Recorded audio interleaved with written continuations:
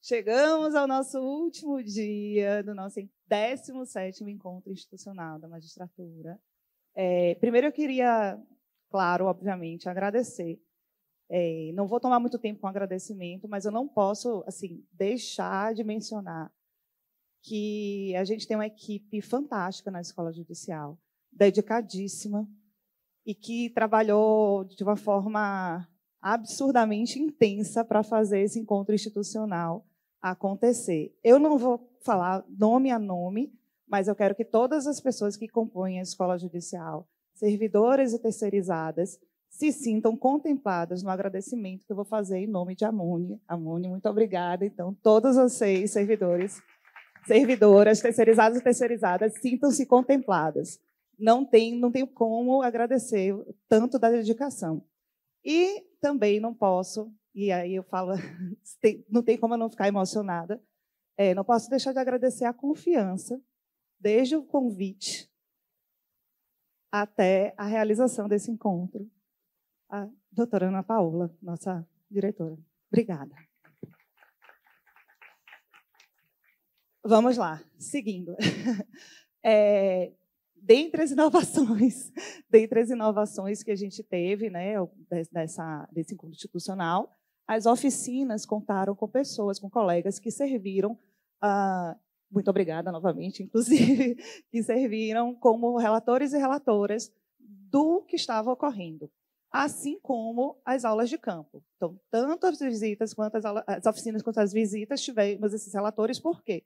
Não foi possível que todas nós vivenciássemos as experiências das 3 oficinas e das 3 aulas de campo. Então, para que todo mundo conheça um pouquinho do que aconteceu nas oficinas e nas visitas que não participou, nossas e nossos colegas irão agora apresentar. Eu vou iniciar com o querido colega Danilo Gaspar, que participou da oficina de recorte temático gênero, que teve como facilitadora a professora Luciane Toes. Danilo, com a palavra.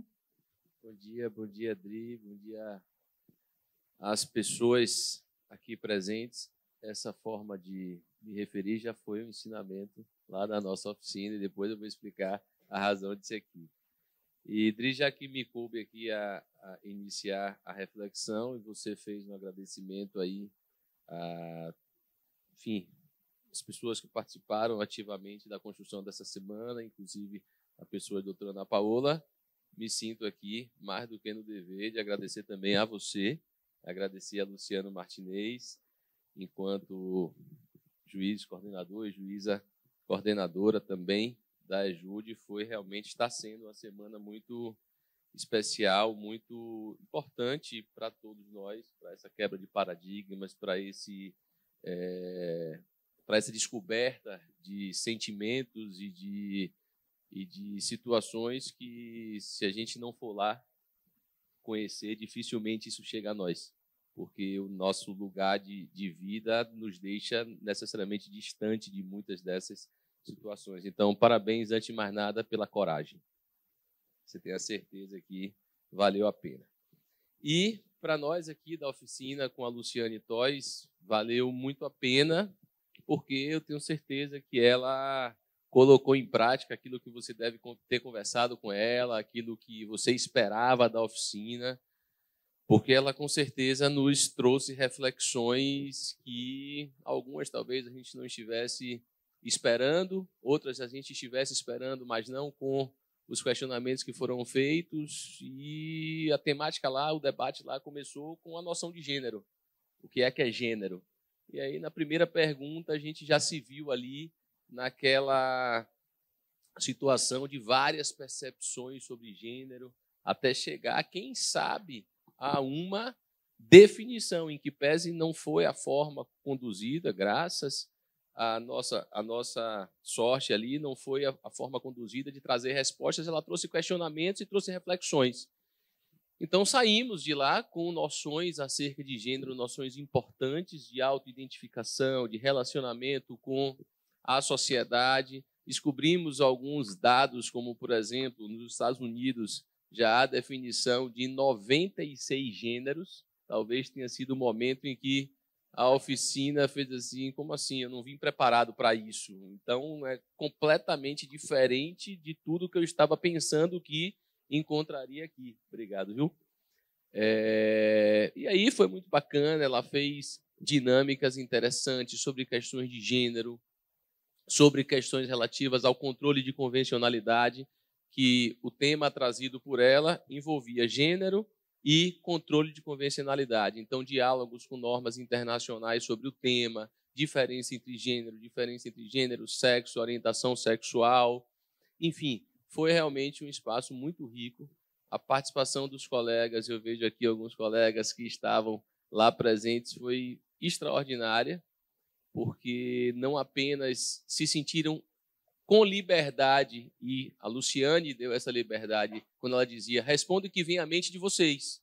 Então, a gente não teve medo em trazer respostas que talvez pudessem significar algum tipo de algo completamente diferente do que era. Mas, assim, é nosso sentimento. Se a gente virar num grupamento social como esse e perguntar o que é gênero, então, pode ser que a pessoa responda masculino e feminino. Talvez seja a primeira resposta que vem à mente de qualquer um de nós. Então, qual é a diferença entre gênero e sexo? Aí você fala, tem diferença? Será que tem diferença? E aí, provocados sobre a noção de binarismo. Será que compete a uma ciência social seguir essa divisão binária que historicamente é trazida pela medicina, por exemplo? Será que a gente pode levar isso para o mundo do direito? Analisar os nossos conflitos sobre a perspectiva binária de homem, de mulher, de homem, de mulher. Então, assim, foram realmente reflexões muito e muito interessantes. E como a nós compete aqui transmitir para vocês um pouco da experiência que nós tivemos, eu vou tentar trazer aqui uma dinâmica final que ela fez. Eu achei que foi muito interessante, não sei se minha memória vai me permitir aqui, mas foi muito interessante, todos nós saímos de lá um tanto quanto impactados com essa dinâmica. É uma dinâmica bem rapidinha, em que ela fez com a gente no final como uma forma de reflexão ali que eu vou provocar para vocês. Seria o seguinte, eu peço que vocês fechem os olhos, eu vou falar algo e vocês vão pensando e encontrando suas respostas de olhos fechados. Não precisam verbalizar a resposta de vocês. Imaginem que vocês estejam em casa, a casa de vocês, e o ar-condicionado começa a fumaçar. E aí você identifica que está tendo ali um incêndio, começando o início de um incêndio no ar-condicionado. Peço a ajuda de vocês também, viu? Fechem os olhos, participem com a gente dessa dinâmica aqui. E aí você precisa chamar alguém para apagar o fogo. Você entra em contato, chama alguém para apagar o fogo. Bate a sua porta, abre, é a pessoa que vai apagar o fogo. Quem você vê? Pronto. A pessoa apagou o fogo e aí disse que o problema era um problema elétrico. E aí você precisa de alguém para resolver a parte elétrica.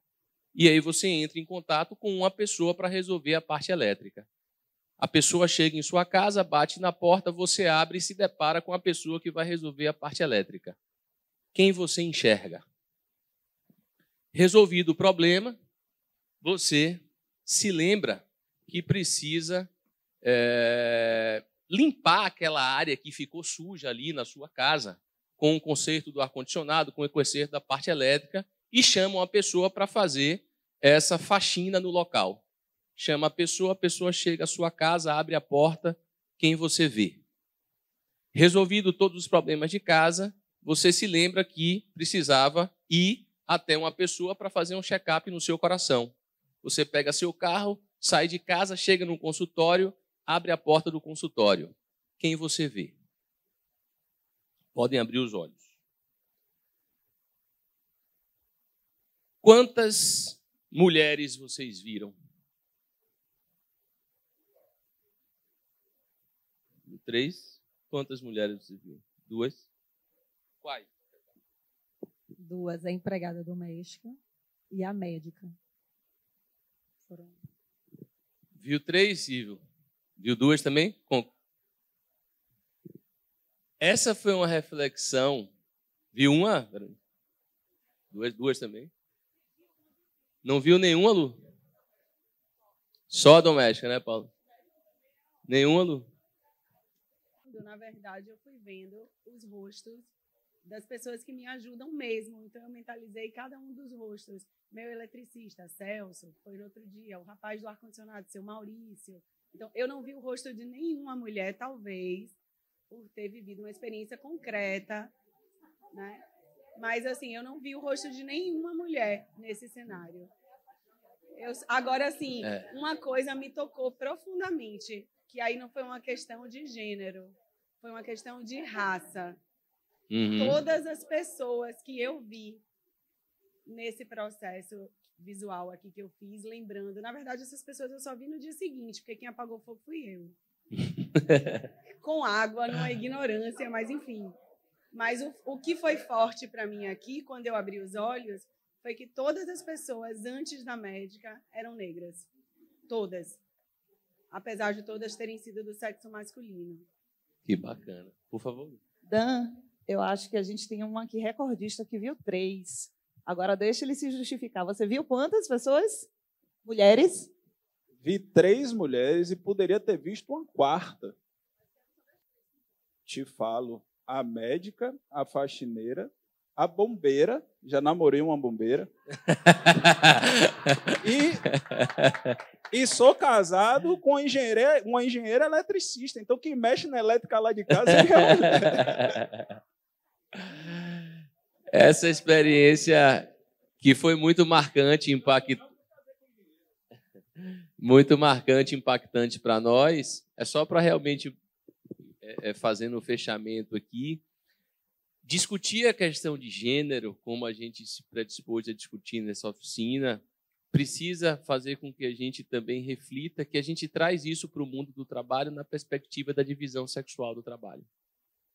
Essa atividade é uma atividade que dialoga muito com a questão da divisão sexual do trabalho, que está aí, como todo preconceito está aí, como tudo que a gente viveu essa semana está aí, e, felizmente, estamos aqui também para, diante de tudo isso que nos deparamos essa semana, a gente possa continuar com nossas reflexões, continuar, quem sabe, quebrando nossos paradigmas e, quem sabe, amanhã ou depois, quando a gente faça uma atividade semelhante a essa, a gente, mesmo de olho fechado, consiga enxergar uma realidade um pouco diferente da realidade de mundo que a gente ainda tem nos dias de hoje.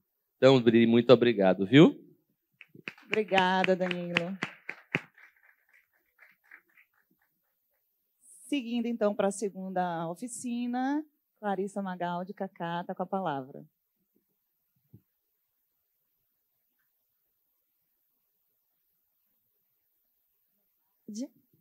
Bom dia, Adriana, bom dia a todos aqui presentes.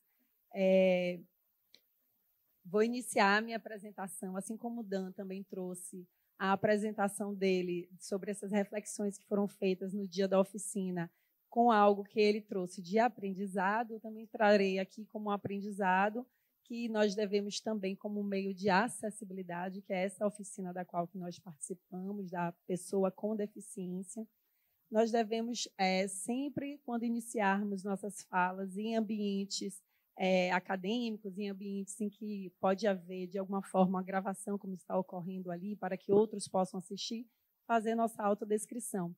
Então, eu sou uma mulher parda, estou sentada em uma mesa alta, com a toalha preta, estou vestindo uma camisa azul e rosa e uso óculos. Isso serve para quê? Para posicionar aquela pessoa com deficiência para que ela possa enxergar, visualizar de uma forma mais clara aquele ambiente no qual está se falando.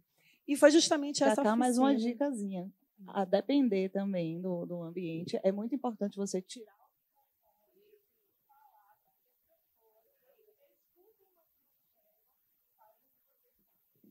Isso foi muito interessante, porque numa das palestras, a pessoa que falou era uma pessoa com deficiência visual e ele que é uma forma de bater o som e voltar e ele entender a dimensão do espaço.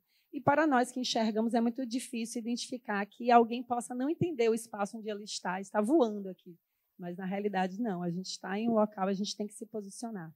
E na minha oficina, que foi a oficina da aplicação prática das convenções e tratados internacionais em matéria antidiscriminatória com o recorte de pessoas com deficiência, nós tivemos como aplicador o juiz Ricardo Lourenço, e ele é juiz do TRT da 10ª Região e participa hoje do grupo de trabalho de elaboração do protocolo para atuação e julgamento em perspectiva antidiscriminatória inclusiva do TST.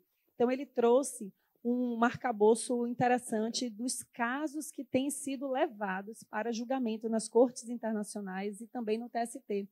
E isso foi um ponto interessante para o nosso tema aqui de letramento em diversidade, que ele pontuou que nesses casos, esse hard case que eles trouxeram para a gente, esses 8 casos, eles foram julgados, na sua maioria, na sua maior parte, sem adentrar especificamente na principiologia, no arcabouço teórico que existe sobre direitos da pessoa com deficiência. Apenas se tangenciou alguns conceitos de pessoa com deficiência, mas a verdade é que a ausência de letramento a respeito da matéria ela é tão grave que o julgamento desses casos não adentrou a matéria, apenas tratou nos outros conceitos jurídicos que a gente tem mais familiaridade. Então, isso revela como uma semana como essa, em que a gente vai discutir temas, conceitos, e a gente vai se encher dessa gramática especial, como isso é importante para que a gente possa estar dando aos nossos julgamentos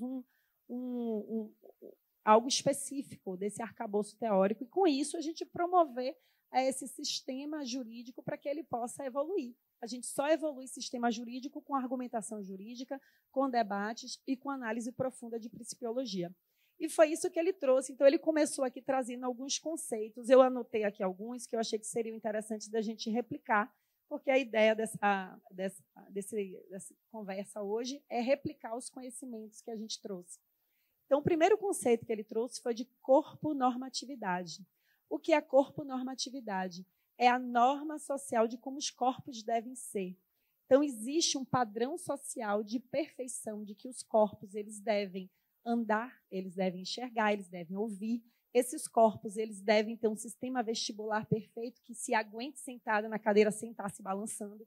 Esses corpos eles devem ter uma percepção sensorial que seja idêntica a todos os outros. E essa corpo-normatividade termina sendo, de certa maneira, uma prisão para aqueles corpos que não se adequam a essa norma social. E aí entra o conceito de deficiência. O que é deficiência? Quem é uma pessoa com deficiência? A pessoa com deficiência seria aquela pessoa que destoa dessa corponormatividade.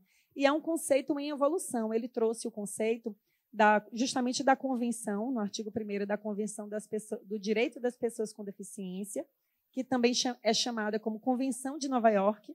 Ela é de 2007, foi ratificada pelo Brasil, e a nossa norma, a nossa lei de inclusão brasileira, ela praticamente copia diversos desses conceitos. Nesse conceito, ele traz que a pessoa com deficiência é aquela que tem impedimento de longo prazo de caráter intelectual, físico, sensorial ou mental. E aí foi o ponto que ele trouxe. Qual é a grande questão desse conceito? É que se identificou que a pessoa com deficiência, diversamente do que se pensava antes, ela não é inválida, ela não é uma pessoa incapaz, ela não é uma pessoa que tenha menos direitos, menos competências sociais, ela é simplesmente uma pessoa desigual. E, por ser desigual, ela é uma pessoa que integra uma categoria protegida. E aí ele trouxe, além da pessoa com deficiência, integra também essa categoria protegida a pessoa que exerce o cuidado de alguém com deficiência. Eles dois têm os mesmos direitos. E quais são esses direitos? E aí ele entrou no ponto principal, que foi o maior foco de debate. O capacitismo. Ele é esse conceito. O capacitismo é o preconceito contra a pessoa com deficiência. Todo mundo aqui vai dizer que não é preconceituoso, como ninguém vai dizer que é racista, ninguém vai dizer que é sexista, mas a realidade é que o capacitismo ele está tão entranhado nas nossas vivências que é a forma como a gente enxerga esse viés que nós utilizamos para enxergar tudo. Então, ele trouxe algumas coisas que podem trazer à luz o que seria esse capacitismo, como a gente poderia identificar, para que nós possamos, na análise dos casos, não estar caindo nisso. Porque o capacitismo é você dizer que aquela pessoa, por conta da deficiência, é menos, é inferior, é especial. Então, aí eu trouxe algumas frases que foram ditas nos grupos e tal. O que seria capacitismo? Então, ele trouxe assim, você dizer para alguém, por exemplo, para uma pessoa cuidadora de alguém com autismo, com alguma deficiência, olha como você é especial. Olha só, Deus não dá um fardo maior do que você pode carregar. Como você é guerreira. Ou então, olha, só que anjinho nem parece que tem deficiência. Olha, ele não parece que é autista. Tudo isso são frases do nosso dia a dia e que revelam que a gente está enxergando aquela pessoa diferente, que a gente está dando um tratamento diferente. E aí veio o grande centro. Mas não é um tratamento diferente que se está discutindo aqui? Não são justamente os direitos que se pede, as condições especiais? Então, a gente não vai tratar diferente?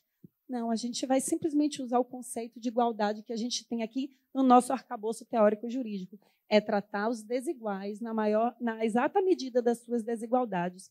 Não é com inferioridade nem superioridade, não é passando a mão na cabeça e muito menos dizendo, vamos te ajudar aqui porque você não consegue. Não, consegue, dentro da sua desigualdade.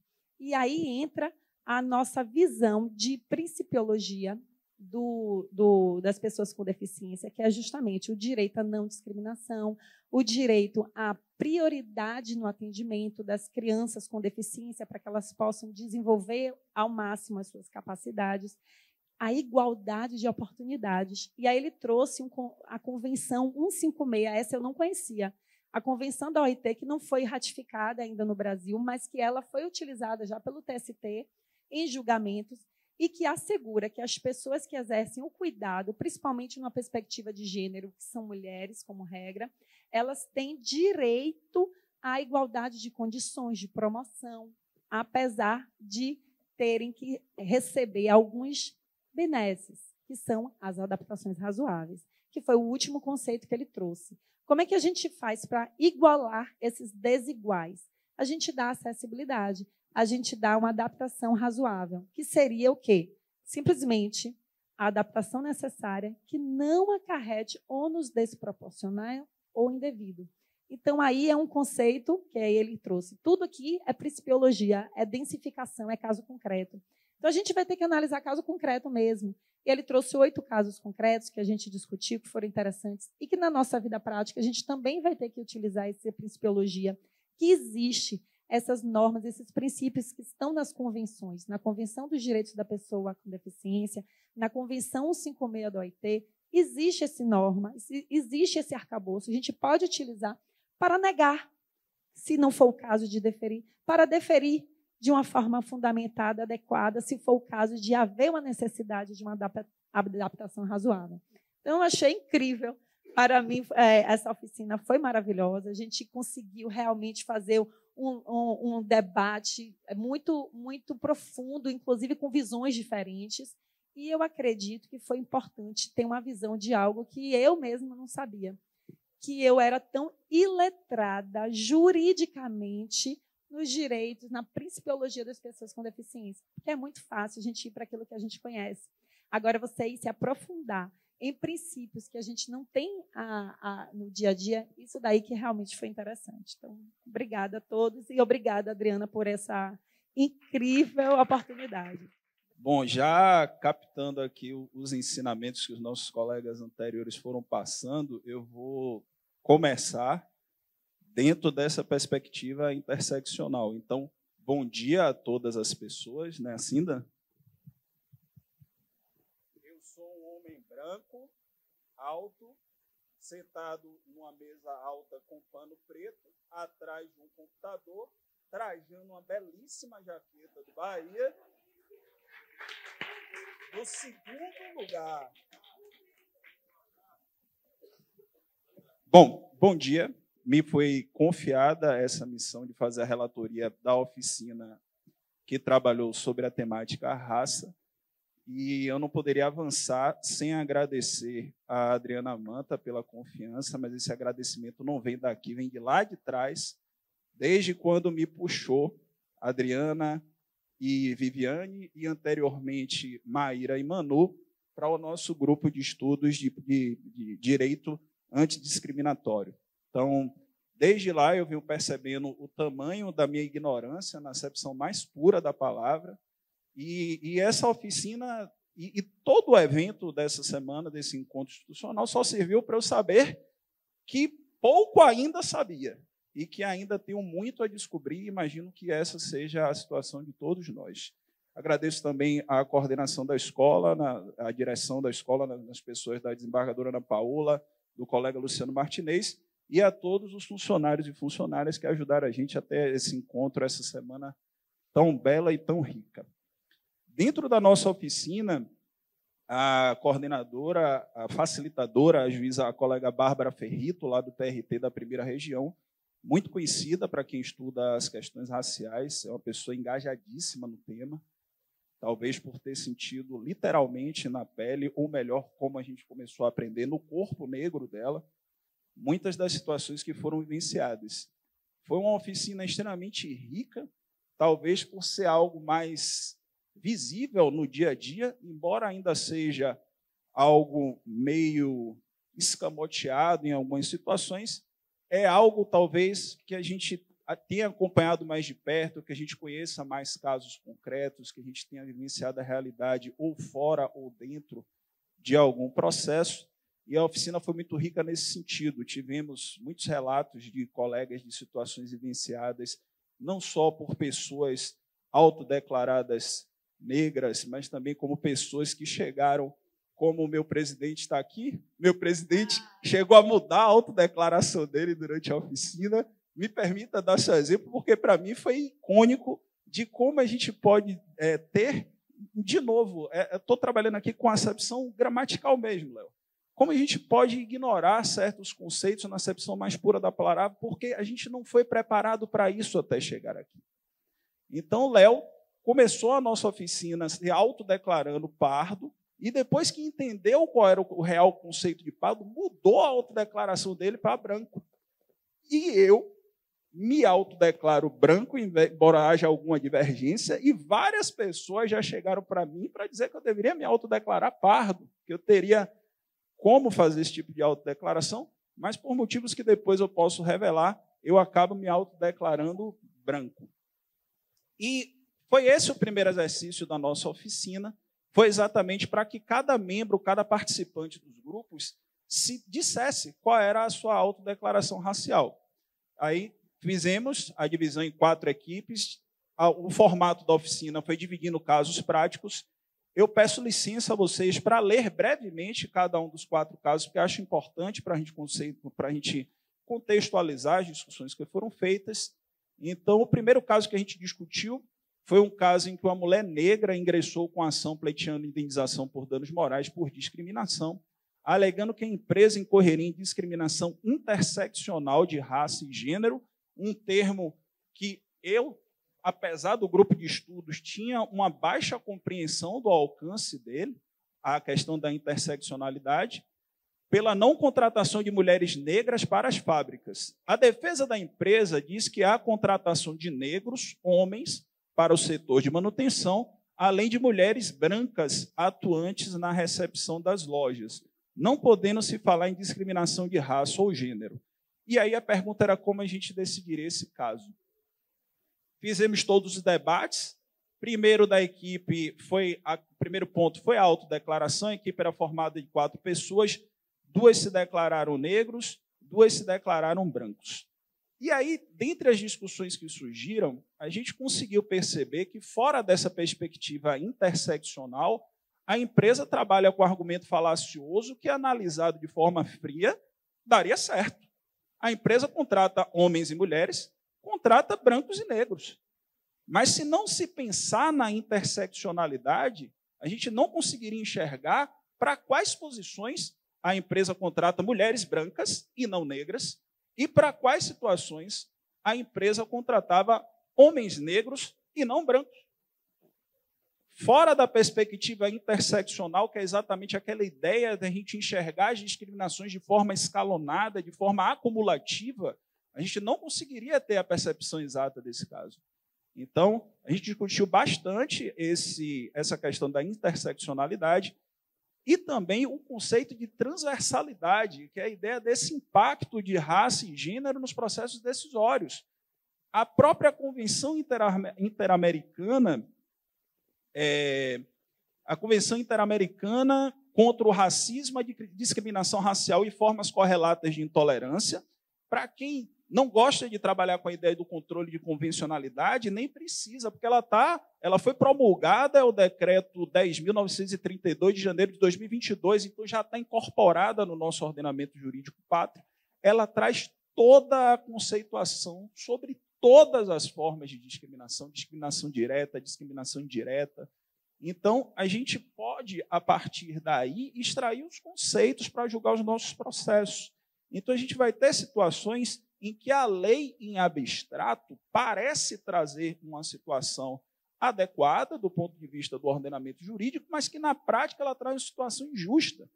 Então, nessas situações, também os conceitos de interseccionalidade e de transversalidade é que vão nos dar a saída para a gente poder resolver os casos. Vou tentar abreviar aqui a leitura dos casos para a gente poder otimizar o tempo.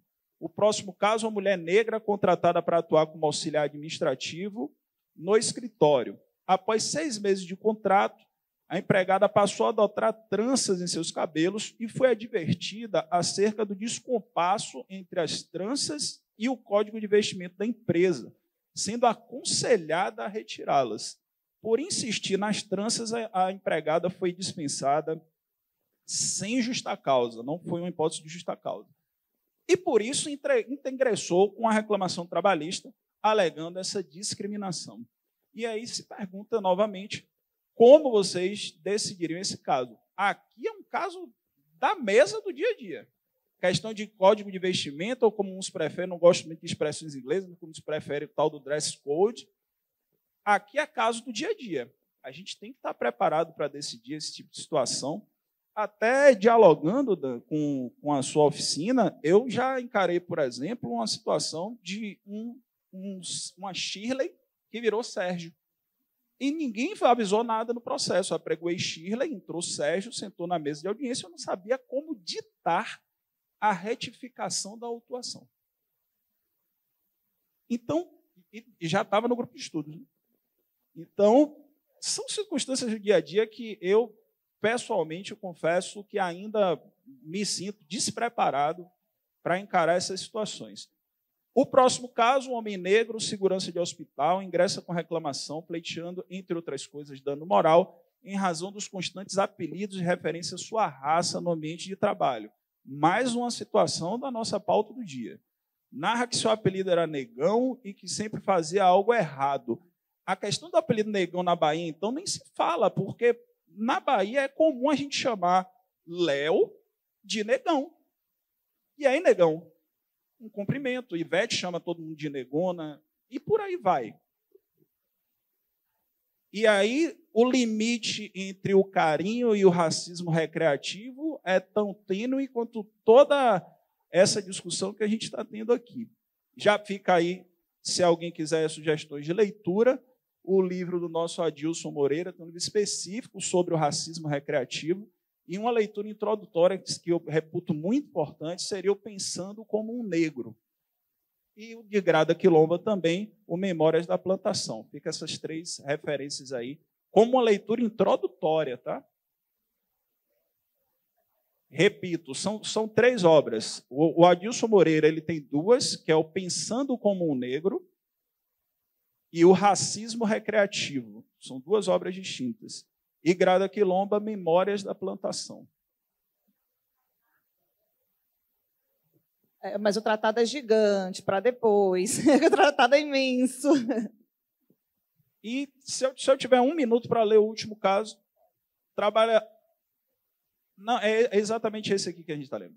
Sim, o trabalhador é apelidado e aí alega a questão do racismo estrutural, que é exatamente o que traz essas circunstâncias do não avanço na carreira. Um outro conceito que a gente aprendeu também, Dan, que talvez tenha sido trabalhado na oficina, que esse foi Viviane que me ensinou, apesar de ter mencionado lá na oficina, que é a ideia da pobreza de tempo, que é um conceito que a gente pensa que sabe, mas que na prática a gente precisa ainda se aprofundar demais nele. Pobreza de tempo. Você vive na pele. Vou deixar para quem sabe melhor. Fale, Adri, brevemente, por favor. A minha apresentação está encerrada. Obrigado a todas as pessoas. A pobreza de tempo é um conceito que acaba envolvendo elementos de outros ramos do conhecimento, inclusive economia, enfim. E foi estudado bastante, foi bem trabalhado pela colega Bárbara Ferrito, que estava na oficina dele, ela, na dissertação de mestrado dela, que ela publicou em um livro também, que é bem bacana. E se eu pudesse falar em breves palavras, bem resumidamente, assim, quando você vai estudar, você vai ver que tem mais do que isso, é o que atinge principalmente as mulheres, e em maior grau as mulheres negras periféricas, porque nós acumulamos o trabalho de cuidado não remunerado com o trabalho que se chama, né, o trabalho reprodutivo com produtivo, de cuidado não remunerado com o trabalho profissional, digamos assim, remunerado. Isso é agravado a partir de algumas outras condições, outros marcadores, pois, por exemplo, nós, aqui, todas nos deslocamos para os nossos locais de trabalho de carro. Somos mulheres brancas, que temos uma condição de classe média, até média alta, digamos assim, e nos deslocamos de carro. A maioria das trabalhadoras se deslocam da periferia para o centro da cidade, utilizando um transporte público, e demoram 2 horas para chegar ao seu local de trabalho. Né? E como isso impacta? Quando elas voltam, nós contratamos outras mulheres no nosso modelo de delegação, né, para cuidar de algumas demandas de casa e cuidado também. E essas mulheres não contratam ninguém. Quando voltam para suas casas, ainda que gastem 3 horas, 4 horas por dia em deslocamento, também tem que acumular as atividades de cuidado. Então, aí a gente vai, a partir dos marcadores, tendo... O primeiro deles é o gênero, mas quando acumula gênero, classe e raça, a escassez de tempo para que essa pessoa se dedique a atividades para ela é cada vez maior. Né? Em resumo, bem resumido. E vamos seguir agora para a parte das visitas, das aulas de campo. Né? A primeira aula de campo, quem vai falar é a colega Rebeca Pires, que vai estar trazendo a oficina que foi na PGE, que ninguém sabia bem o que era, né? Aula de campo na PGE, o que é isso, e ela vai estar explicando o que aconteceu por lá. Eu vou deixar que ela explique. Antes de tudo, né, eu gostaria de começar com um experimento. Fora as pessoas que participaram da oficina, alguém faz ideia do que eu estou dizendo nesse momento?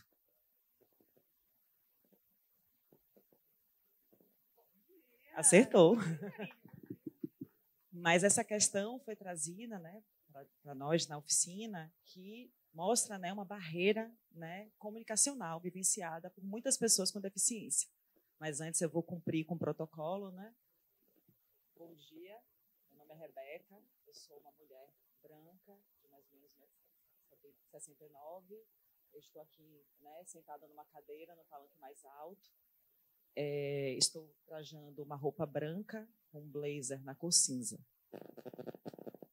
E a nossa aula de campo foi, como a Adriana já pontuou, vamos vivenciar, né, a realidade de um grupo minoritário, que no nosso caso foi as pessoas com deficiência. Nós iniciamos com bate-papo, nós contamos com a colaboração do pessoal da Secretaria de Justiça e Direitos Humanos, e especialmente o superintendente, e Alexandre Baroni, e também com assessor técnico, no caso Luiz. E a participação também com colaboradores, que são pessoas com deficiência das mais diversas. E começou com bate-papo com cada um deles, com um superintendente, e em seguida, que eu acho que foi a parte mais especial, que foi uma experiência sensorial. E nessa experiência sensorial, tivemos alguns colegas que puderam vivenciar as dificuldades vividas por uma parte dessas pessoas. Tivemos o colega Luciano, né, que vivenciou a questão da falta de acessibilidade visual. Nesse caso, ele teve os olhos vendados, e essa aula, na verdade, buscava que essas pessoas conseguissem chegar, sair do auditório da Procuradoria e conseguir chegar até um ponto de ônibus. E os relatos desses colegas, né, muitos deles, a colega Marúcia foi uma pessoa com deficiência física, no caso, um cadeirante, e a colega Andréa Mariani, ela apresentou, na verdade, uma dificuldade visual parcial. Monocular? Monocular? Visão monocular. E todos eles relataram, principalmente a questão de Luciano, da vulnerabilidade, né, dessa dificuldade de você não ter noção de espaço, de onde você se encontra, de como você se direcionar, a dificuldade de leitura do piso tátil e essa vulnerabilidade. Marúcia demonstrou a questão dessa dificuldade que ela tinha de ter que... Era uma cadeira de rodas manual, e ela ficou com essa dificuldade de ter que conduzir, de utilização de força, para controlar a velocidade na hora de descer rampa, a impossibilidade de você fazer na hora de subir uma rampa, e como você tem a necessidade de estar sempre tendo um apoio e cuidado de uma pessoa. Já conseguiu passar o slide? Pode passar para mais um. E foi muito importante trazer à tona a diferença, né, entre integração e inclusão, porque foi pontuado por todos eles, né, de todas as pessoas com deficiência que palestraram, que a gente está vivendo ainda um momento ainda de exclusão e de leve integração, mas que nós não vivemos efetivamente a inclusão, porque a gente verifica nas empresas, nas escolas, de que eles não buscam adaptar, eles querem que a pessoa com deficiência se adapte a esses ambientes, mas não que esses ambientes se tornem adaptados para elas. E essa que é a grande dificuldade que a gente verifica até nos processos que nos são encaminhados. Isso é de mudar essa nossa mentalidade com relação a essas pessoas, a esses processos e demandas, principalmente com relação às cotas, que foi uma questão que eu verifiquei. Está funcionando já? Muito obrigada. Vou passar aqui mais adiante. E muito importante também essa semana institucional tem sido, porque o que eu visualizei em todas as palestras é que foram pessoas com deficiência ou pessoas que trazendo a questão do etarismo, do racismo, de etnia, eles é que estão mostrando, falando sobre isso, que é um ponto muito grande das pessoas com deficiência, que eles têm um slogan, que é nada sobre nós, sem nós. Vamos lá, que a experiência já foi conversado. E o momento assim mais emocionante de todos, eu acho que foi da aula de campo, foi o diálogo com... Nós tivemos a participação, vou voltar aqui, porque eu acabei passando esse momento, mas nós contamos com a participação, né, de Ana Beatriz e de José Tadeu, que são pessoas com deficiência auditiva, Caroline Silva e Tairone, que são pessoas com deficiência física, são cadeirantes, Bruno e Rian, que são pessoas com deficiência visual. E, neste segundo momento, conversamos muito, eles cada um procurou trazer a experiência, né, essa questão de dificuldade de acessibilidade que eles vivenciam a cada dia. Né, o pessoal com deficiência auditiva relatou a barreira da comunicação, que é a falta de acessibilidade comunicacional, como vocês vivenciaram no momento em que eu me comuniquei utilizando Libras, e que a maior parte das pessoas não tem acesso. E que muitos colegas até relataram na experiência de campo o interesse de buscar esse acesso de comunicação, né, de quebrar essa barreira. E a colega Adriana apontou que existe, inclusive, o curso da Escola Judicial, anualmente celebrado para quem tiver interesse. As pessoas com deficiência física alegaram a luta contra o capacitismo, a dificuldade pela inclusão escolar, a dificuldade de inclusão no mercado de trabalho, que eles sofrem diariamente, as barreiras arquitetônicas. Eles pontuaram muito a questão de como eles lutam pela independência, em que pese muitos, né, tenham uma dependência por um cuidador, mas que eles querem muito autonomia, eles querem ser vistos, eles querem ser ouvidos. E foi muito impactante verificar que muitos pontuavam que eles conseguem o ingresso na faculdade, ou muitas vezes no mercado de trabalho. Muitos pontuaram que vai completar 10 anos para conseguir completar a faculdade, porque eles conseguem o ingresso por meio do SISU, mas não acontece a efetiva inclusão. Todo semestre, eles precisam comprovar a condição de pessoa com deficiência, todo semestre, permanente, todos eles. Aquela questão dos laudos, né, que tem que ser renovados a cada 6 meses, e que não existe na escola, na faculdade, nas empresas, nenhum tipo de plano de adaptação, de adequação. Então, eles vivenciam microagressões o tempo inteiro, porque eles não têm realmente o acesso. Um deles pontuou a experiência que lhe tocou muito, de que ele trabalhava numa empresa, né, na área de recursos humanos, e que ele estava ficando já doente por conta das demandas, e ele foi desligado. E logo em seguida foi contratada uma pessoa no lugar dele para ganhar muito mais do que pagavam a ele. Uma pessoa sem deficiência. Essa ressalva, Adriana. Muito obrigada. E a questão de que eles não conseguem uma colocação no mercado de trabalho, porque eles tentam, na verdade, as empresas alegam que não tem como se adequar à condição dessas pessoas. Então, é o que a gente vivencia, o que eles vivenciam. Então, acho que é um momento de reflexão que nós podemos fazer enquanto como juízes do trabalho para garantir a efetiva inclusão, porque no momento nós estamos vivendo uma situação de exclusão, porque a gente não visualiza essas pessoas integradas. No serviço público é mais fácil até de ver. Acho que por conta das cotas no concurso, o ingresso, a gente tem cada vez mais vivenciado e presenciado, mas ainda é muito pouco.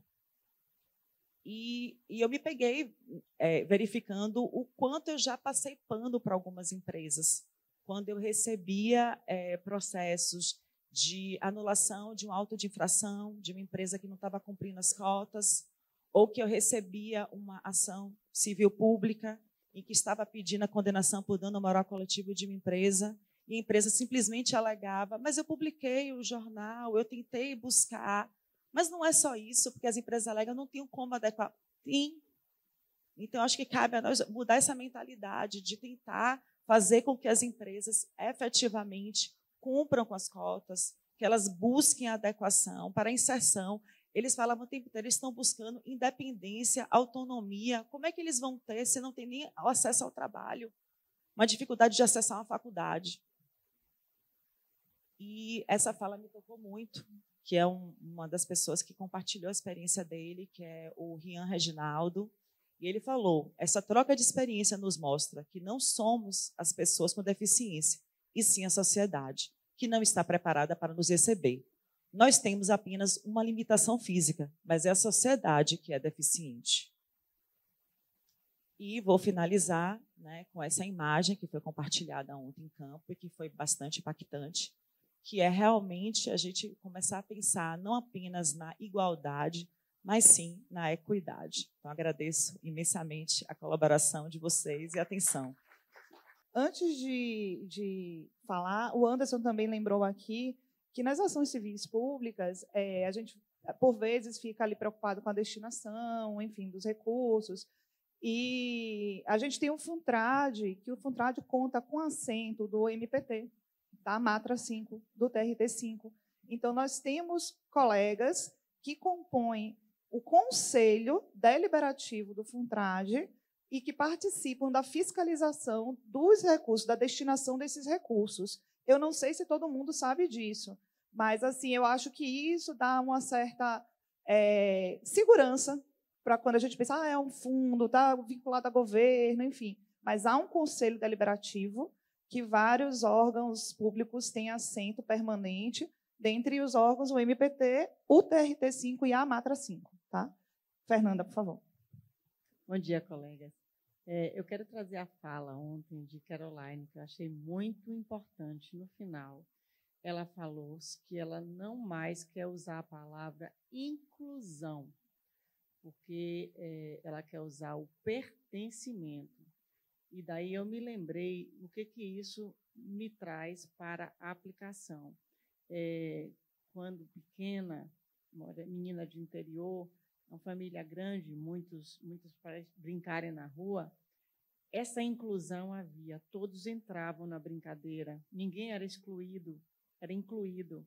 Mas uma vez na brincadeira, em razão da faixa etária, ou menina, ou o que for, você era considerado café com leite. E o café com leite brincava, mas não participava do jogo. Então, se alguém tivesse trompaço ou o que quer que seja, o café com leite, aquilo me incomodava muito. Eu dizia, eu não quero ser café com leite, porque o café com leite ninguém podia machucar, ninguém podia... Ou seja, é o capacitismo. Né? Aquela criança, aquela pessoa que está ali, que está incluída no jogo, mas não faz parte do jogo. É exatamente isso que nós temos feito com todas essas pessoas. A lei inclui, mas eles são café com leite invisíveis que não podem, de fato, participar do jogo. A gente aplaude essa fala aí maravilhosa, Fernanda. Perfeita, perfeita. Nunca tinha pensado nessa metáfora, mas é exatamente, estou toda arrepiada aqui, exatamente isso. Gente, eu sou assim, né, efusiva, então vamos seguindo. A segunda visita ou aula de campo, que a gente vai ter o relatório.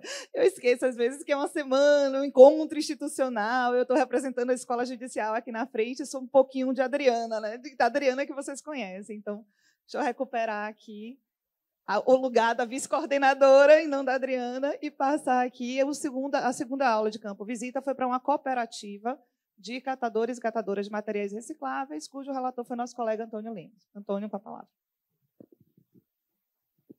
Bom dia a todas as pessoas e também fazendo o exercício, né?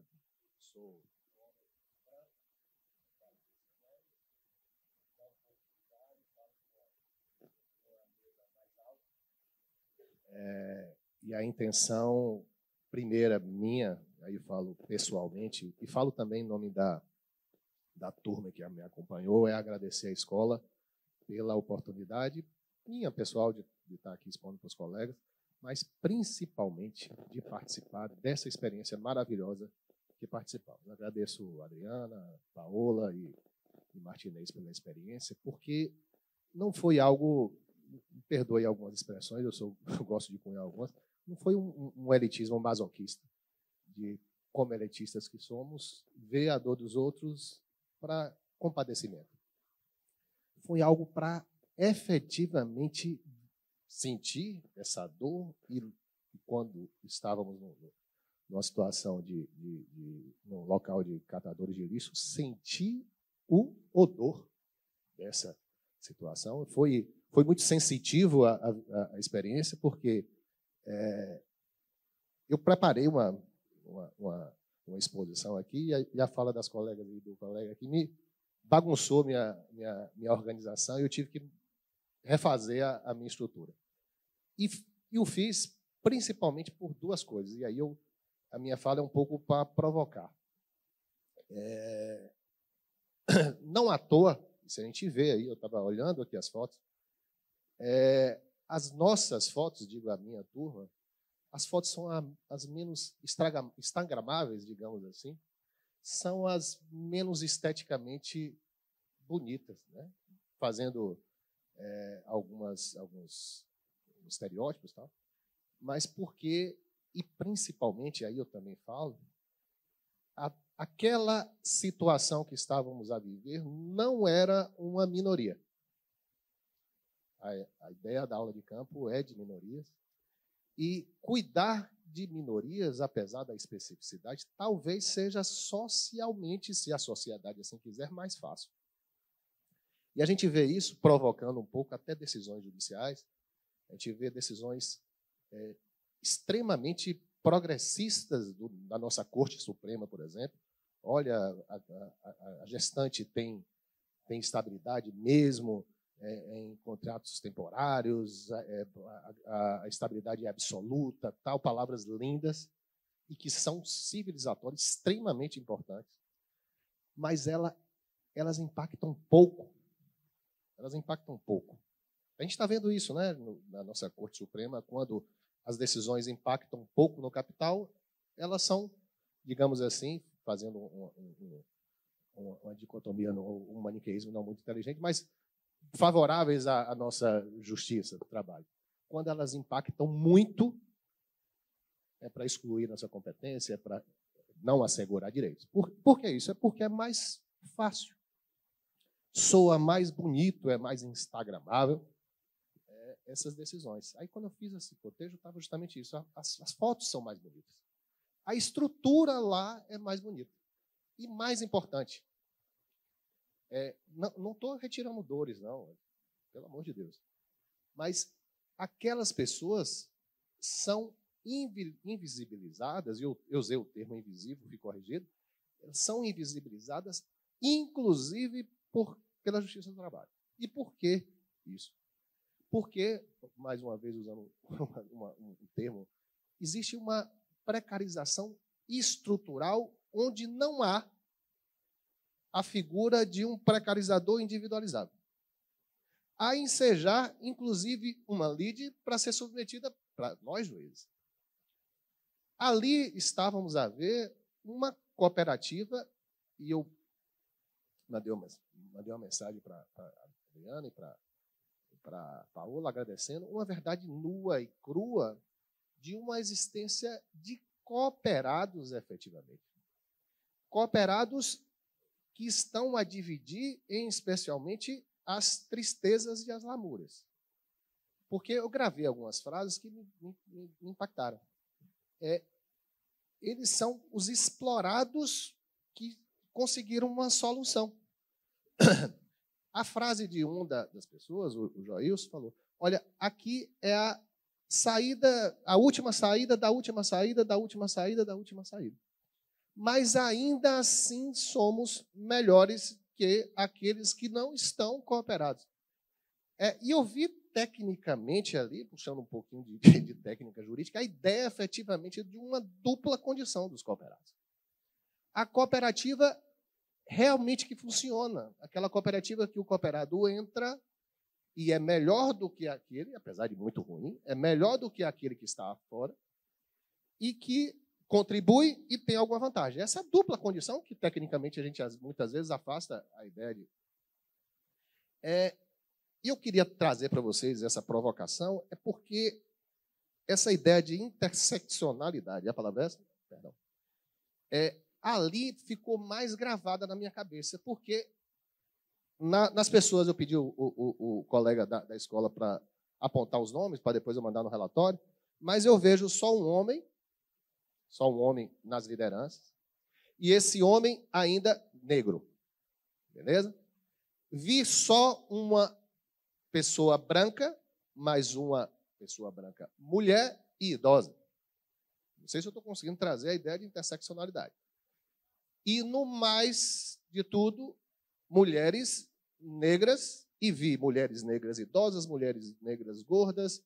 Não fiz estereotipado para saber se tinha alguém com questão de gênero, se homoafetivo ou não, porque não fiz, mas vi pessoas com deficiência. Você percebe, né? Eu digo pelo puxão, não sejamos técnicos, mas pelo andar. Tal. Ou seja, mas mais importante dessa interseccionalidade, havia uma situação que agrava as hipóteses de marginalização.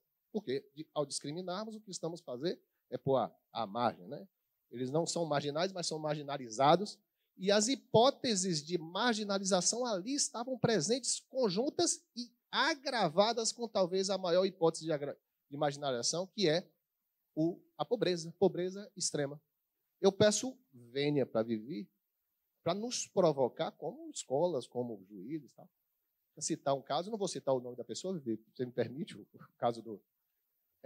alguém dos terceirizados elogiou a escola, poxa, que bacana, a gente está vendo muita discussão, e trouxe essa hipótese de marginalização, hipótese agravante de marginalização. Vocês falaram, vocês vão falar de pobre? Vocês falaram de pobre, que talvez, inclusive, não seja uma hipótese, mas fazendo uma analogia aqui ao direito penal, uma hipótese de agravamento de todas essas condições. A gente fala isoladamente de preto pobre é pior, mulher pobre é pior, e quando soma tudo isso com a hipótese de marginalização mais grave, fica pior ainda. E, perdoe pela falta de tecnicismo e de organização de ideias, porque eu baguncei quando quando eu vi com a ideia, mas me tocou muito porque essa sensação de exploração estrutural e a nossa visão, talvez um pouco elitista ou talvez um pouco de tirar o nosso da reta, a gente nos conforta a apontar o dedo em algum explorador. E, no caso, o termo exploração estrutural, que eu nunca vi alguma coisa, mas para mim foi um adjetivo muito bacana, porque não há alguém identificável a explorar. A sensação que eles têm, Vivi, me ajude aqui, é de que, e eu achei bacana isso, é que eles se sentem efetivamente com um crédito social a cobrar, porque eles estão, além de tudo, de tirar, além da situação de vulnerabilidade, eles estão, e a gente tem que ter esse sentimento, com um sentimento de crédito social, porque eles estão fazendo algo para o meio ambiente também. Certo? Agora, tentando organizar um pouco a ideia, depois de toda essa provocação que foi bagunçada, eu já estou acabando. Uma das situações que nos tocou, trazendo um pouco de campo mesmo, foi, também dialoga com o que eu já falei antes, a nossa pergunta, porque nos incomoda, o que podemos fazer? Só que a gente está enxergando 2 pontos. O individual, o que seria uma coisa que nos tocou, Nayara passou por isso, e Vivi também. Olha, a primeira pergunta, como é que fica as nossas sacolinhas organizadas de separação de casa? Foi cru o que Jocélia, foi Jeane, que foi a presidente nos falou. Não adianta nada, doutora. Não adianta nada porque mistura tudo. Eu até falei com a Nayara, Nayara, não adianta para os nossos filhos, adianta como exemplo, tal. Mas ela falou assim, doutora, não perde tempo não. Não perde tempo não, porque não está adiantando. O pensamento que eu tive, aí terminando a fala, são 2 pontos. Primeiro, que nós individualmente não resolveremos o problema dessas pessoas invisibilizadas. Mais ainda, deixa eu terminar só esse raciocínio. Mais ainda, nós, judiciários, somos impotentes, em especial em causas individuais, para resolver esses problemas. E eu faço uma provocação, porque nós achamos, às vezes, que temos poder demais, e a nossa sociedade tem utilizado o judiciário como mola propulsora de condições sociais. Isso arrefece a nossa sociedade por brigar por melhor políticas públicas. Todo mundo, vamos jogar para o Supremo, esquece que não há. Ele falou de marcos regulatórios ou políticas de resíduo de solo de 2010 a nível nacional e 2014 a nível estadual, e a gente sequer pode apontar dedos para matizes políticas, porque é de 2010 e não resolveu. Ou seja, o que podemos fazer? Né? E agora, para finalizar, o pouco que podemos fazer é dar mais atenção a essas questões, às eventuais ações civis públicas, e aí cotejando um pouco até mesmo com retirar de competências nossas, mas o Supremo ainda tem a súmula 73B ali, que fala que nós temos competência para tratar de segurança e tal, e mesmo que não tenha alguém a apontar, eles estão ali falando de trabalhadores também que estão em condições de ausência de segurança, que sequer tem ou não. Beleza? Eu vou terminar porque já me puxaram a orelha, mas perdão pela bagunça e, mais uma vez, muito obrigado pela experiência. Foi ótimo, Vivi Antônio. pediu. Eu vou... Só um segundo, Vivi. Alguém faz o microfone chegar a Vivi ali? Eu vou fazer só 2 observações. A primeira é que a gente, talvez, não individualmente, enquanto magistrada ou magistrado consiga, né, alcançar, mas a gente tem uma instituição, a gente integra uma instituição, que é a Justiça do Trabalho, que é altamente reconhecida e respeitada por todas essas minorias, enfim, que eu não gosto nem de chamar de minorias, mas todos esses grupos vulnerabilizados que a gente trouxe aqui. Talvez vocês, assim, no dia a dia não tenham a noção do quanto a nossa instituição é importante, tem um peso, leva um peso todas as vezes que nos envolvemos nessas ações. existe um grupo de trabalho nacional que na questão dos catadores e catadoras, que é coordenado pelo ministro Alberto Balazero, e por provocação dele, inclusive, depois que a gente fez aqui, eu, Rose, Manu, Viviane, através dos programas, né, que existem no âmbito do CSJT, e nós estamos nas gestões regionais, nós fizemos uma ação de aproximação com os catadores no Carnaval de Salvador, e depois disso eu levei essa aproximação para o ministro Balazero. Por sugestão dele, a gente já realizou uma reunião lá no âmbito da Escola Judicial, com autorização da nossa diretora, que foi muito gentil também nisso. Realizamos uma reunião com várias cooperativas de catadores, todas as lideranças daqui de Salvador, até do interior. Eles pediram para a gente transmitir para o interior, nós ouvimos também o pessoal do interior. Já temos algumas coisas de pautas deles que a gente institucionalmente pode trazer e pode estar organizando. E os representantes da ONG Cama, que vocês estavam ontem lá, e todos os outros catadores, na verdade, me falaram uma coisa nessa reunião que eu achei muito interessante. A gente já teve com autoridade, já teve com o prefeito, mas a gente nunca esteve do lado de uma juíza. A gente não está acreditando, mas porque uma juíza está ouvindo a gente, está conversando com a gente. E, a partir também dessa fala deles, eu fiz um pedido, e que foi atendido pelo ministro também. Eles hoje não estarão por perto de uma juíza, ao lado de uma juíza, estarão hoje ao lado de um ministro do TST. Ele vai receber, por alguns minutinhos, essas lideranças de catadores e catadoras daqui de Salvador. Então, a gente ainda vai ter essa surpresa mais tarde hoje. Vivi, pode? Bom dia a todas e todos. É só aproveitar, primeiro, parabenizar o colega Antônio pela excelente fala e pegar o seu gancho. Eu não sei se vocês viram na imagem uma mulher negra, aquele rosto, que é Carolina Maria de Jesus. Para quem não conhece, eu recomendo que leia o livro Quarto de Despejo, que Carolina Maria de Jesus, em diversos trechos dentro do livro, ela nos reaproxima para uma realidade que foi escrita lá na década de 50 e 60, mas que pode ser retratada hoje a partir dessa realidade das catadoras e catadores.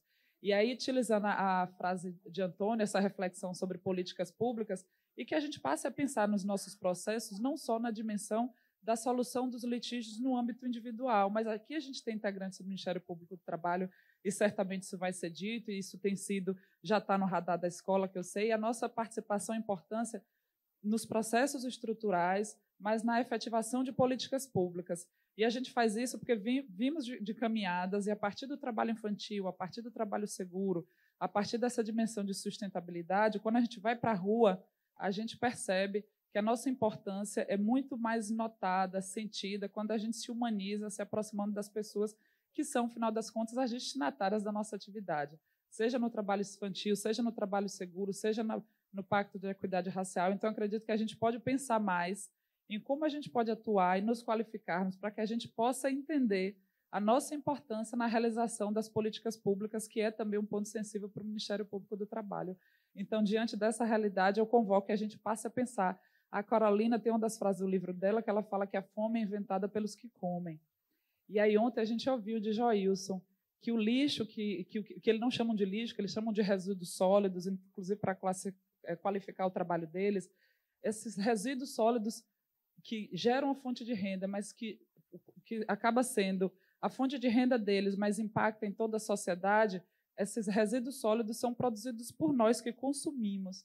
Então, para que a gente pense nessa dimensão, na nossa responsabilidade pessoal, mas profissional e também institucional e coletiva, que acho que a gente tem muito a dar e retribuir na sociedade enquanto poder judiciário. Seria só isso. Obrigada, Vivi.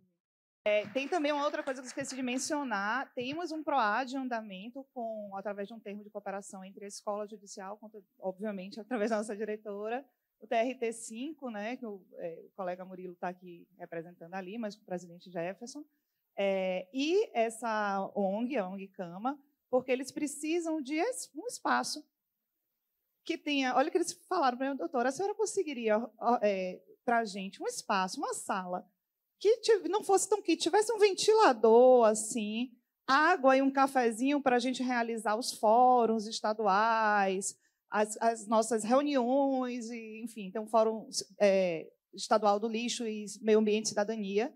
E a gente já está com esse... Já redigimos o termo, já tem um PROAD em andamento. Não sei mais ou menos onde é que está agora, viu, Murilo? Mas está em andamento. E vai ser celebrado esse termo de parceria para que o nosso tribunal, através da nossa escola judicial, seja esse ponto de acolhimento dessas reuniões. Então, também tem esse detalhe que eu tinha esquecido de mencionar. Adri, Oi. Eu. Diga, Carminha. Deixa eu falar rapidamente aqui. Primeiro, parabenizar os colegas, porque os relatos que vocês trazem também, a despeito de não estarmos presentes nas oficinas que vocês fizeram, né, todos, mas esses relatos já nos dão também um retrato muito bacana de cada realidade. Como sugestão da escola, para a escola, eu acho que a gente poderia pensar em algum outro momento de pensar em fazer esse revezamento para que todos nós pudéssemos estar nas oficinas, em cada uma delas, para que realmente pudéssemos vivenciá-las. Então, essa é uma sugestão que eu faço para a escola.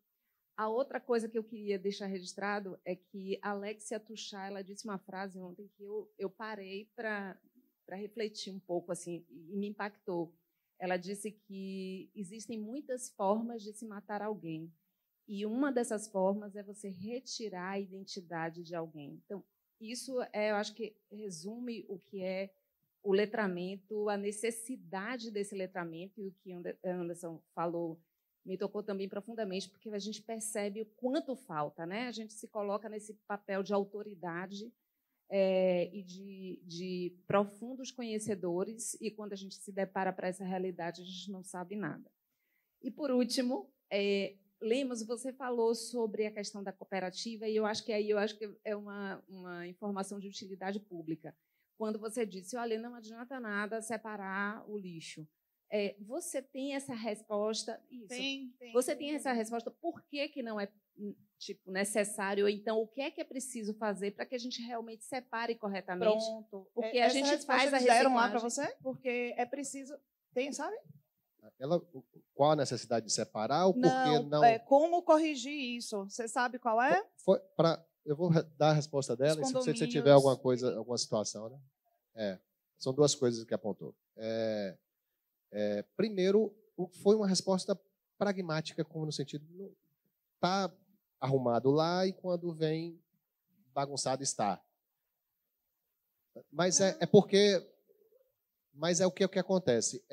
As pessoas que vão pegar, imagine que seja uma hipótese de coleta de cooperativa, tá certo? Aí o que acontece? Nesses condomínios, ele falou, inclusive, da dificuldade de contratação desses condomínios, que os condomínios às vezes não querem pagar para pegar. Se, uma vez separados, se da sua porta do seu apartamento continuam separados na coletividade do lixo que vão ser catados. E ela me falou uma coisa interessante, que olha como é cada um puxando um pouco de melhor para sobrar o pior, efetiva. Ela falou da história de que zeladores retiram desse lixo separado o que é melhor. E não critiquemos ou não condenemos o zelador, porque eles também estão ali fazendo tirando um pouquinho, ou seja, aquilo que seria mais útil para eles. Vamos colocar as latinhas. Ali, o zelador olha, aquilo que era resíduo, eu tiro o resíduo, o que é melhor do resíduo, e fica efetivamente o resíduo. É um negócio complicado. Então, talvez cobrar um pouquinho dos condomínios para que essas seletividades cheguem na ponta e que não seja por lado. E mais importante, aí me perdoe um pouquinho a extensão, a falta de estrutura deles efetivamente, de um apoio institucional, porque é isso que é importante, essa dívida, porque a gente, como sociedade, precisa pagar para que eles peguem. Porque é uma empresa, eles concordaram, é uma empresa falida a coleta de lixo, não dá para se sustentar, ou seja, precisa ser subsidiada pelo Estado, o Estado como um todo. Aí, a falta de estrutura deles ao coletar também gera a bagunça no lixo no caminhão deles, efetivamente. O pessoal está cobrando tempo porque a gente ainda tem mais uma relatoria. Perdoe. Eu estou aqui com o coração na mão, estou doida para te ouvir. Adriana, minha fala é rápida. Bom dia para todo mundo. Pessoal. Adriana? Adriana? Quem está chamando? Minha fala é rápida. É porque tem uma lá e uma aqui. Tem Bom duas a mais. Eu só quero dizer só uma coisa. Eu tive nesse grupo. Então você vai falar também. Eu tive nesse grupo. e eles não têm luz. Não tem luz. Nós que vamos juntar um dinheiro para eles poderem colocar a energia que foi roubada nos fios lá. Então, a situação é muita carência, muita carência. Então, se puder verificar como, por exemplo, um valor de ação coletiva, puder ajudá-los, é muito importante, porque estão no zero mesmo, abaixo disso. É só isso. Obrigada. Então, Vi. Primeiro, parabenizar a escola. Eu acho que toda essa temática precisava nos sensibilizar e demonstrar a importância de tratarmos urgentemente sobre todos esses temas. Mas queria, dentro da fala de Clarissa, queria fazer um pedido para a escola. Agora que a gente já sente a importância do tema, a gente precisa trabalhar nos normativos e nos apropriarmos sobre isso. Então, eu gostaria de solicitar da escola um segundo momento para que a gente pudesse trabalhar vários conceitos. E aí, a minha ignorância, eu confesso aqui em público, eu desconheço vários conceitos, preciso trabalhar esses conceitos para que a minha decisão tenha realmente um efeito impactante na sociedade. Sugestão anotada. Maria Ângela também fez uma sugestão ontem, que eu já anotei, já me comprometi pessoalmente com ela a fazer, que é compilar todos esses normativos num documento único, que vocês só cliquem em cima e cheguem na norma. Esse daí eu vou fazer pessoalmente, tá? Então, tenha um pouquinho de paciência, mas vai sair por sugestão de Maria Ângela, e eu mesmo vou sentar e vou fazer essa compilação para tentar facilitar, ajudar o nosso trabalho do dia a dia dos colegas, tá? Vamos para a última relatoria da última visita, Cíntia Cordeiro, no Casarão da Diversidade. Bom dia a todos. Como a Adriana já falou, né, nós fomos no Casarão da Diversidade. Então, seguindo o procedimento daqueles colegas que me precederam, meu nome é Cíntia, eu sou uma mulher branca de 1,65 m, gorda, de cabelos loiros, estou com uma blusa preta de mangas compridas e uma saia comprida de estampa animal print. A gente, na nossa oficina, visitou o Casarão da Diversidade. O Casarão da Diversidade ela existe como iniciativa do poder do governo do Estado, em parceria com a sociedade civil. E o trabalho dele é extremamente interessante, porque ele visa especialmente a implementação de políticas públicas. Mas antes, né, da gente falar dessas políticas propriamente ditas, a gente precisa primeiro conhecer qual é o público que ele atende. Então, o Casarão atende a população LGBTQI+, né, e essa população é uma população que não tem, basicamente, como foi muito frisado por Tiffany, que é a coordenadora lá do Casarão, não tem onde mais ele se socorrer. Porque essa população que chega lá é uma população que, por exemplo, tem expectativa de vida de até, no máximo, 35 anos. Certo? Então, quando a gente fala de uma expectativa de vida de até 35 anos, quer dizer que aqueles que vivem mais chegam aos 35 anos. Na realidade, a média é muito inferior a essa idade. É uma população que, por exemplo, é expulsa de casa, né, na sua imensa maioria, entre os 11 e 14 anos, pela família. Então, é uma população que vive em situação de rua. Então, mais de 98% dessa população vive fora do sistema, enfim, público, vive fora, é invisibilizada e vive fora de todo tipo de assistência que ele pode pedir às instituições públicas. Porque, a partir do momento que uma criança, ele ou ela, uma criança é expulsa de casa aos 11 até 14 anos, eles saem de casa sem qualquer tipo de documento, eles saem sem a certidão de nascimento, e eles vão viver em situação de rua. Sendo assim, eles viram sem tetos, passam a viver quando conseguem, abrigos, e nesses abrigos, muitas vezes eles não conseguem viver, porque lá eles são, mais uma vez, vítima da violência, né, estrutural que eles sofrem diuturnamente. Por sua vez, uma vez que eles vivem, né, em situação de rua, eles não têm acesso à rede de educação. Então, Desde muito cedo, a partir dos 11, 14 anos de idade, eles estão expulsos da rede de educação e não conseguem, por sua vez, qualquer tipo de formação, né, escolar, formação educacional. Consequentemente, 98% dessa população tem como único meio de vida a prostituição, a venda de seus corpos. É a partir desse perfil, portanto, de população que representa né, a população LGBTQI+, representa cerca de 10% a 11% da nossa população em geral, e aí foi a esse público específico que o Casarão foi pensado enquanto instituição.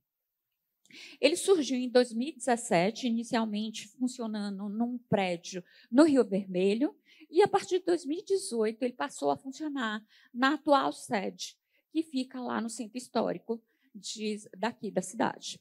Né? A partir de 2017, já surgem dados estatísticos dos atendimentos feitos. Mas, basicamente, só para vocês terem uma ideia da carência e da necessidade que essa população precisa, já foram feitos mais de 10 mil atendimentos desde 2018, a partir de quando passou a acontecer a compilação dos dados de atendimento lá no Casarão. E como é que funciona esse atendimento? Bem, quando as pessoas, né, chegam lá, eles chegam como última instância. É aquela população que, por exemplo, tentou atendimento numa delegacia e ouviu, e coisa que inicialmente nos chocou, e depois a gente passou a entender um pouco melhor, ouviu que, por exemplo, aquele cliente que não pagou a ele pela venda do seu corpo, ele cometeu um desacordo comercial. Ou seja, ele foi reduzido pelas instituições públicas que deveriam acolhê-la como uma coisa. Né? E ele recebeu um duplo golpe, não só daquele que serviu-se do corpo do seu corpo para satisfazer suas necessidades sexuais, como da própria instituição do governo que deveria acolhê-la, e fala que aquela outra pessoa cometeu um desacordo comercial, descumpriu um acordo comercial. Gente, acordo comercial, quando o que está em litígio é a utilização do corpo humano, é reduzir aquela pessoa a uma coisa. Só por aí já é extremamente chocante. Mas vamos lá, prosseguindo um pouco mais. E como essa população é uma população que é desassistida em todos os níveis, ele chega lá no Casarão como sua última instância, como o único lugar que ele poderia ser assistido e como ele poderia ser escutado, ser ouvido. Então, o Casarão ele não é voltado a políticas de prevenção, por exemplo, e sim de reparação. Porque quando as pessoas chegam lá, elas já foram tão agredidas e já estão em um sofrimento tal que a única saída ou é para Casarão ou ir para uma situação de morte mesmo. Certo? Então, o Casarão tem múltiplas frentes. Primeiro, eu queria deixar de público também um agradecimento o acolhimento que os funcionários lá do Casarão deram para a gente. Então, nós fomos recebidos por uma série de funcionários, como a Tiffany, que é a coordenadora do Casarão, o Mário, a Ariana, do Cineia e a Priscila, a quem eu agradeço a todos. Foram muito gentis, muito acolhedores.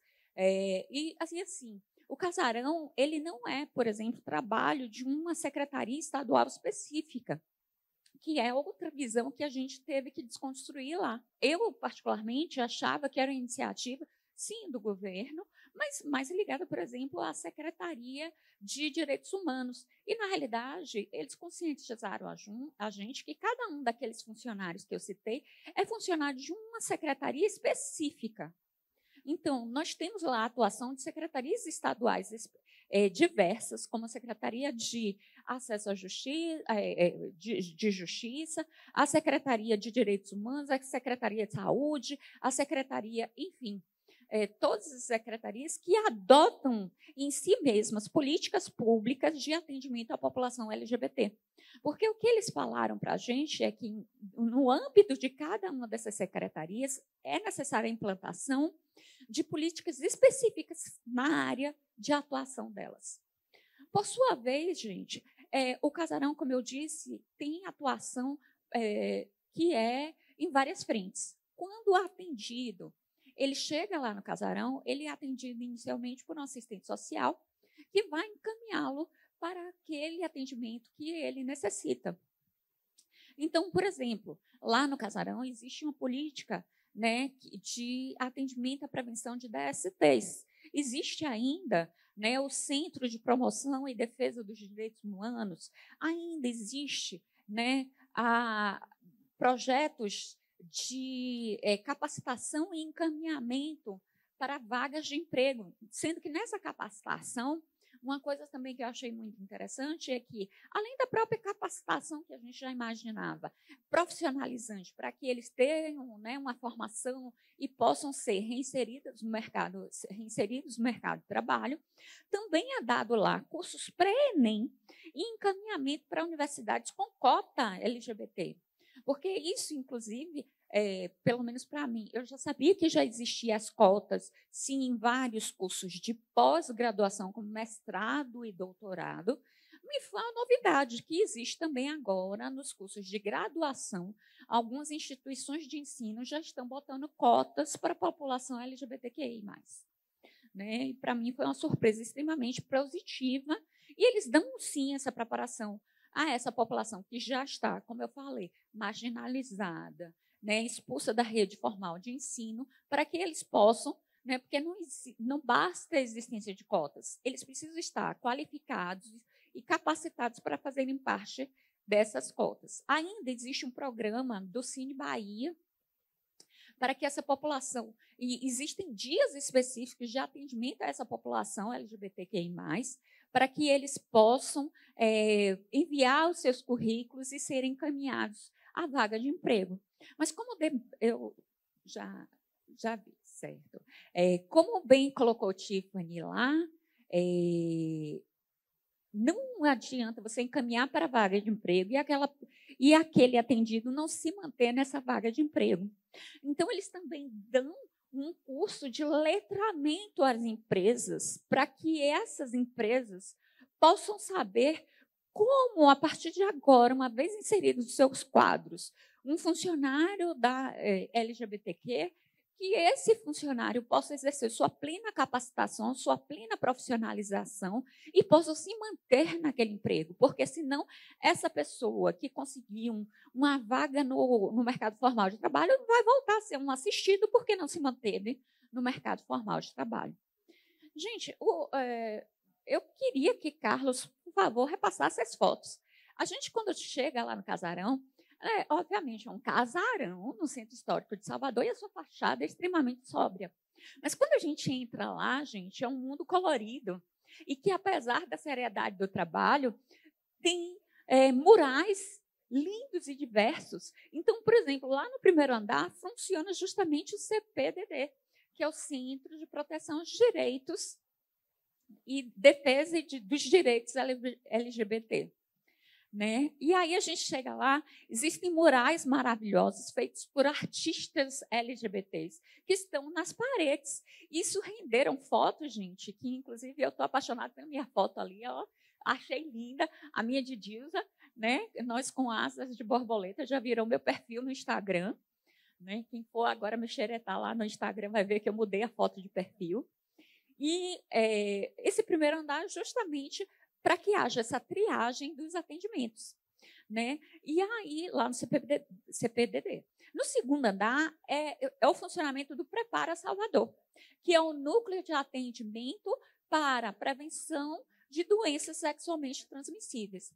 E aí, gente, eu estou terminando, eu juro, mas eu não posso deixar de citar também que a Priscila, que é a coordenadora desse Prepara Salvador, nos deu uma informação super relevante, que é o seguinte: eles conseguem fazer, e assim, eles buscam, claro, a prevenção de todo tipo de doença sexualmente transmissível, mas a atuação deles é basicamente, né, basicamente não, mas também, praticamente, com relação à prevenção da contaminação pelo HIV. E o que é que acontece? Para mim foi chocante, embora eu intuitivamente já pensasse sobre isso. O que Priscila nos falou é que eles têm acesso à rede pública de ensino, mas eles não têm acesso, gente, à rede privada de ensino, porque quando eles chegam para para ir visitarem as escolas e falarem assim, nós vamos falar sobre doenças sexualmente transmissíveis, sobre a entrega dos coquetéis, tanto de prevenção como de prevenção antes que haja a contaminação, como também depois que houve a contaminação, essas escolas, pós-exposição ao vírus, né, essas escolas se negam a receber a equipe dela. Porque os pais se negam a entender que seus filhos têm vida sexual ativa. Então, existe uma negativa dos pais à exposição de seus filhos a esse tipo de conversa. Sim, especialmente nas escolas privadas. As escolas privadas se negam a recebê-los, porque eles negam a vida sexual de seus filhos. E, por fim, gente, no terceiro andar, é o NETP, que é o Núcleo de Enfrentamento do Tráfico de Pessoas. Porque a população LGBT, ela é majoritariamente também, quando vão passar o que eles encampam a ideia de trabalhar no exterior, vítimas do tráfico de pessoas para trabalharem na prostituição. Por fim, Adriana, nosso fim já está bombando, né? Fim. Eu sei que terminou e a coleguinha quer me matar. Mas eu não posso deixar de falar sobre o quarto andar, que é a sala da Tiffany.